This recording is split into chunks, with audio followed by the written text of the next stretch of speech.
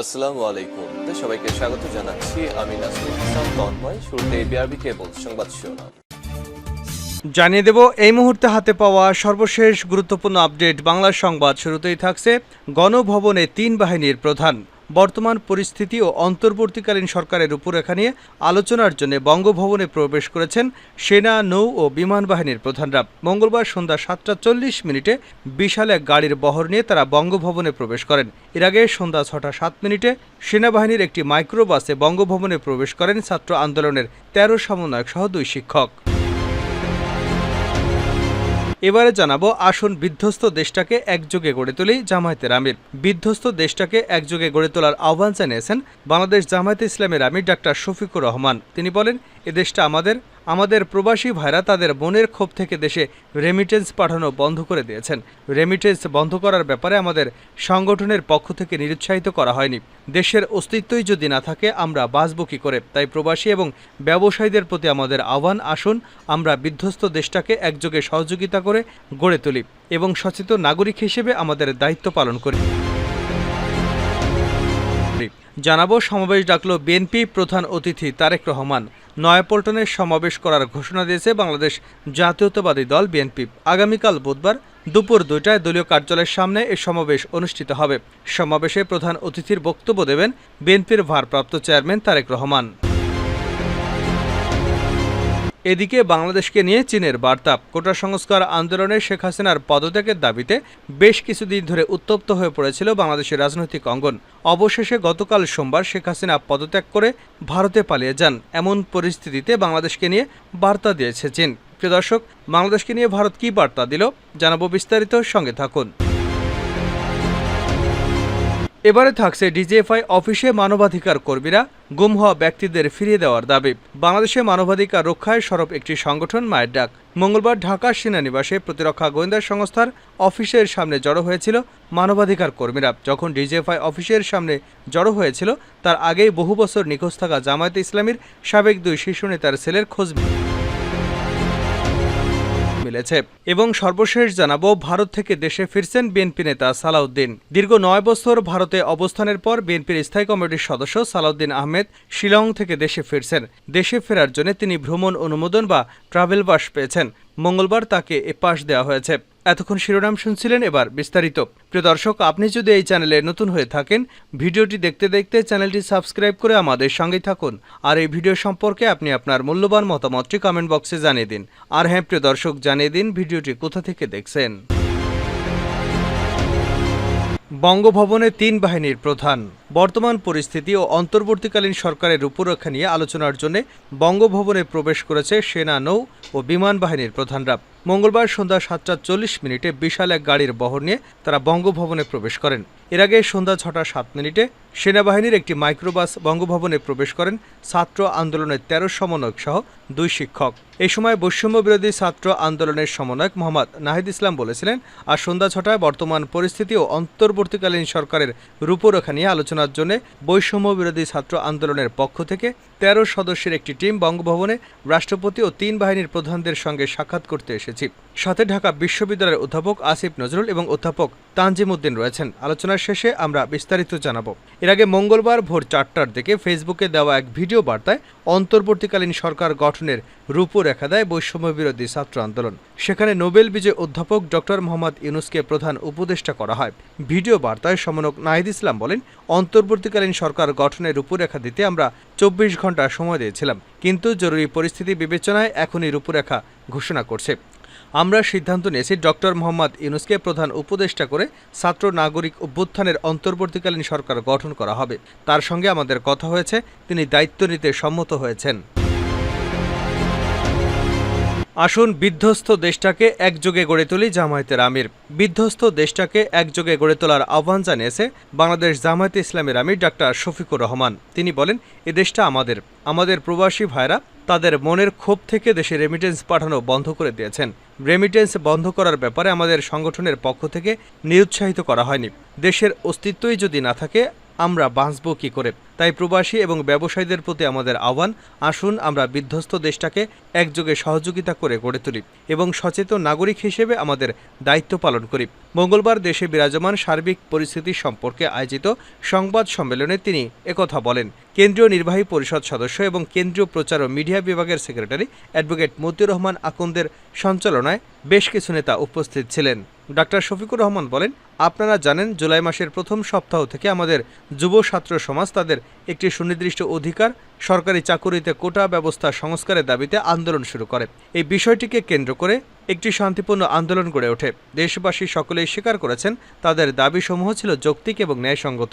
এই আন্দোলনে শিক্ষার্থীসহ বহু মানুষ নিহত হয়েছেন, আহত হয়েছেন হাজারো ছাত্র জনতা, ছাত্রসহ অসংখ্য মানুষ নিখোঁজ হয়েছেন। হারিয়ে যাওয়া মানুষদের তাদের পরিবারের কাছে ফিরিয়ে দেওয়ার শক্তি আমাদের নেই। এই আন্দোলন করতে গিয়ে যারা জীবন দিয়েছেন তাদের প্রতি গভীর শোক ও সমবেদনা জ্ঞাপন করছি। মহান আল্লাহর কাছে দোয়া করি তিনি যেন তাদেরকে শহীদ হিসেবে কবুল করেন। যারা ত্যাগ স্বীকার করেছেন তাদের প্রতি কৃতজ্ঞতা প্রকাশ করছি। জাতির এই পরিবর্তন হচ্ছে মহান আল্লাহ তাআলার রহমতের ফসল। এজন্য আমরা মহান আল্লাহ তাআলার কাছে শুকরিয়া আদায় করছি। যারা আহত হয়ে চিকিৎসাধীন আছেন তাদেরকে মহান রব সুস্থতার নিয়ামত দান করুন। তিনি আরও বলেন, অত্যন্ত দুঃখের বিষয়, আমরা সকলেই জানি এ সরকার প্রায় ১৬ বছর দেশ শাসন করেছেন। তিনি ৫ই অগাস্ট জনরোষে ক্ষমতা ছাড়তে বাধ্য হন এবং তিনি জাতিকে কোনো দিক নির্দেশনা না দিয়েই দেশ ছেড়ে চলে যেতে বাধ্য হন। ছাত্র জনতার এই আন্দোলনে আপামার জনসাধারণ, আবাল বৃদ্ধ বনিতা, নারী পুরুষ সকলেই সম্পৃক্ত হয়েছেন। দেশের সর্বস্তরের মানুষ জালিম সরকার দ্বারা কোনো না কোনোভাবে জুলুম নির্যাতনের শিকার হয়েছেন। দেশবাসী পুঞ্জীভূত ক্ষোভ থেকেই স্বতঃস্ফূর্তভাবে রাস্তায় নেমে এসেছেন। ছাত্র জনতার এই আন্দোলন ছিল শান্তিপূর্ণ। সমাবেশ ডাকল বিএনপি প্রধান অতিথি তারেক রহমান। নয়াপল্টনে সমাবেশ করার ঘোষণা দিয়েছে বাংলাদেশ জাতীয়তাবাদী দল বিএনপি। আগামীকাল বুধবার দুপুর ২টায় দলীয় কার্যালয়ের সামনে এ সমাবেশ অনুষ্ঠিত হবে। সমাবেশে প্রধান অতিথির বক্তব্য দেবেন বিএনপির ভারপ্রাপ্ত চেয়ারম্যান তারেক রহমান। মঙ্গলবার এক সংবাদ বিজ্ঞপ্তির মাধ্যমে এ তথ্য জানিয়েছেন বিএনপির vice chairman doctor Asaduzzaman Ripon. সংবাদ বিজ্ঞপ্তিতে বলা হয়, সমাবেশে বিএনপির মহাসচিব মির্জা ফখরুল ইসলাম আলমগীর সহ জাতীয় নেতৃবৃন্দ বক্তব্য রাখবেন। সর্বস্তরের জনগণ সহ বিএনপি ও অঙ্গ ও সহযোগী সংগঠনের সব পর্যায়ের নেতাকর্মীকে যথাসময়ে সমাবেশে যোগদানের জন্য অনুরোধ করা হলো। বাংলাদেশকে নিয়ে চীনের বার্তা। কোটার সংস্কার আন্দোলনে শেখ হাসিনার পদত্যাগের দাবিতে বেশ কিছুদিন ধরে উত্তপ্ত হয়ে পড়েছিল বাংলাদেশের রাজনৈতিক অঙ্গন। অবশেষে গতকাল সোমবার শেখ হাসিনা পদ থেকে পদত্যাগ করে ভারতে পালিয়ে যান। এমন পরিস্থিতিতে বাংলাদেশকে নিয়ে বার্তা দিয়েছে চীন। মঙ্গলবার বাংলাদেশের এমন পরিস্থিতি নিয়ে চীনের পররাষ্ট্র মন্ত্রণালয়ের মুখপাত্রের কাছে প্রশ্ন করা হয়। জবাবে তিনি বলেন, একটি বন্ধুত্বপূর্ণ প্রতিবেশী এবং কৌশলগত সহযোগী হিসেবে চীন আশা করে বাংলাদেশের দ্রুত সময়ের মধ্যে সামাজিক স্থিতিশীলতা ফিরে আসবে। এদিকে শেখ হাসিনা এখন ভারতে অবস্থান করছে বলে জানা গেছে। দেশটির পররাষ্ট্রমন্ত্রী জয়শঙ্কর জানিয়েছেন, শেখ হাসিনা তার কাছে অল্প সময়ের মধ্যে জরুরি ভিত্তিতে আশ্রয় চান। তিনি বলেন, বাংলাদেশের বর্তমান পরিস্থিতির উপর নজর রাখছে ভারত। বাংলাদেশ সরকার ভারতীয় হাইকমিশনের নিরাপত্তা নিশ্চিত করবে এমন আশাও ব্যক্ত করেন জয়শঙ্কর। জয়শঙ্কর আরও বলেন, বাংলাদেশে ২০,০০০ ভারতীয় নাগরিক ছিল, তাদের মধ্যে অন্তত ৮,০০০ জন ফিরে গেছে। এছাড়া তাদের নজর সংখ্যালঘুদের উপর থাকবে বলেও জানিয়েছেন তিনি। ডিজিএফআই অফিসে মানবাধিকার কর্মীরা গুম হওয়া ব্যক্তিদের ফিরিয়ে দেওয়ার দাবি। বাংলাদেশের মানবাধিকার রক্ষার স্বরূপ একটি সংগঠন মায়ের ডাক মঙ্গলবার ঢাকা সেনানিবাসে প্রতিরক্ষা গোয়েন্দা সংস্থা ডিজিএফআই অফিসের সামনে জড়ো হয়েছিল। মানবাধিকার কর্মীরা যখন ডিজিএফআই অফিসের সামনে জড়ো হয়েছিল তার আগেই বহু বছর নিখোঁজ থাকা জামায়াত ইসলামীর সাবেক ২ শীর্ষ নেতার ২ ছেলের খোঁজ মিলেছে। শেখ হাসিনা ক্ষমতায় থাকাকালীন গত ১৫ বছরে যেসব মানুষকে গুম করার অভিযোগ উঠেছিল তাদের পরিবারের সদস্যদের নিয়ে মায়ের ডাক নামের সংগঠনটি গড়ে ওঠে।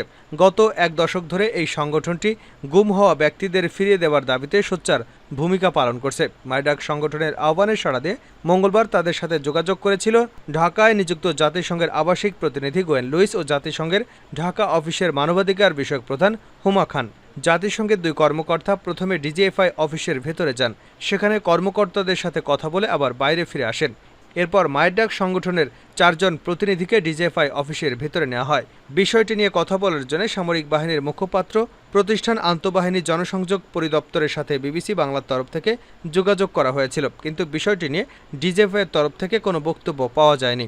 মায়ের ডাকের সমন্বয়ক সানজিদা ইসলাম বলেন, তারা আমাদের জানিয়েছে যে গত 15 বছরে গুম হওয়ার ঘটনা ঘটেছে, সেটা তারা অস্বীকার করছে না। তিনি বিষয়টি নিয়ে সেনা প্রধানের সঙ্গে কথা বলবেন এবং বুধবারের মধ্যে আমাদের আপডেট জানাবেন। ডিজিএফআইয়ের কর্মকর্তাকে উদ্ধৃত করে সানজিদা ইসলাম বলেন, তারা অস্বীকার করছে না যে গত 15 বছরে এ ধরনের ঘটনা ঘটেনি। তারা বলেছে ডিজিএফআই ছাড়াও আরও গোয়েন্দা সংস্থা আছে এবং সেখানে মানুষ আটক থাকতে পারে। শেখ হাসিনা ক্ষমতায় থাকার সময় গত 15 বছরে বহু মানুষকে আইনশৃঙ্খলা বাহিনী কোনো অভিযোগ ছাড়াই তুলে নিয়ে যায়। কারো কারো বিরুদ্ধে মামলা ছিল। তুলে নিয়ে যাওয়া বহু ব্যক্তির খোঁজ বছরের পর বছর গড়িয়ে গেলেও এখনও মেলেনি। মানবাধিকার কর্মীরা বলছে তাদের গুম করা হয়েছে। বিষয়টি নিয়ে আন্তর্জাতিক মানবাধিকার সংস্থা ও জাতিসংঘের দিক থেকে অনেক প্রশ্ন আর সমালোচনার মুখে পড়েছিল শেখ হাসিনা সরকার। তবু তৎকালীন স্বরাষ্ট্রমন্ত্রী আসাদুজ্জামান খান বলেছিলেন, যাদের খুঁজে পাওয়া যাচ্ছে না তারা নিজেরাই আত্মগোপনে আছে। ইতিমধ্যে দীর্ঘ 8 বছর পর অজ্ঞাত স্থানে আটক থাকা সেনাবাহিনীর সাবেক ব্রিগেডিয়ার জেনারেল আব্দুল্লাহিল আমান আজমি মুক্ত হয়েছেন। আজমি জামায়াত ইসলামের সাবেক আমির মরহুম গোলাম আজমের মেজো ছেলে। জামায়াত ইসলামের ভেরিফাইড ফেসবুক পেজে তার ফিরে আসার বিষয়টি নিশ্চিত করা হলেও তিনি কোথা থেকে ফিরে এসেছেন সেটি উল্লেখ করা হয়নি।